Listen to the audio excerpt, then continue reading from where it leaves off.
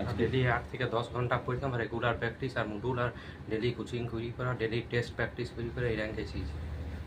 আগামী দিনে কি হওয়ার স্বপ্ন রয়েছে? বড় doctor, neuro surgery.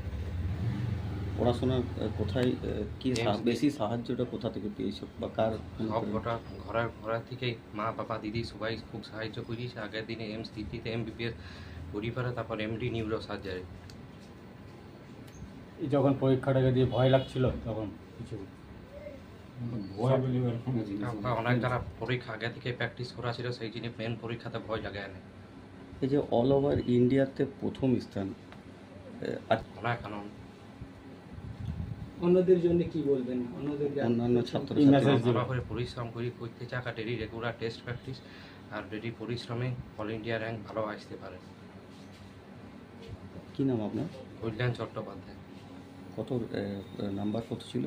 686 out of 720। আমরা জানতাম, ও বলেছিল যে মোটামুটি 1 থেকে 100-র মধ্যে আসবে কি, তো কিন্তু ওটা তো জানতো না যে আরও কে কেমন পরীক্ষা দিয়েছে। কিন্তু আমরা খুবই আনন্দিত আছি। আর ও বলেছিল যে এমসেই আমি নেব। ও আগের বছর ভালো করেছিল কিন্তু কোনো কারণে হয়নি, যার জন্য এই বছর এমসে নিয়ে নিয়েছে এবং দিল্লি এমসেই নিল, দিল্লি ইয়েতে ছিল।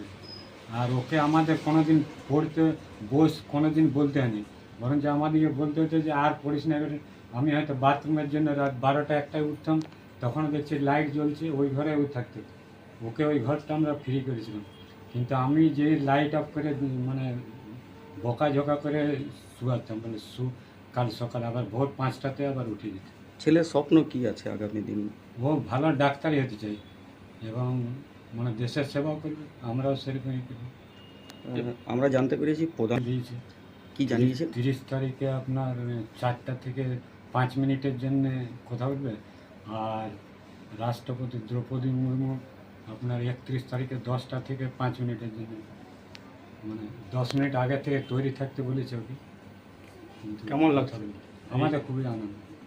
কখনো ভেবেছিলেন যে ছেলের আজকে ছোট থেকে খুব ডিসিপ্লিন। ও যখন বাচ্চা ছিল তখনই কোথাও যদি নিয়ে যেতাম বা স্কুল যেত, তোর প্যান্টের পকেটে চকলেটের সব ইয়েগুলো কভারগুলো আসতো, ঘরের ডাস্টবিনে ফেলতো।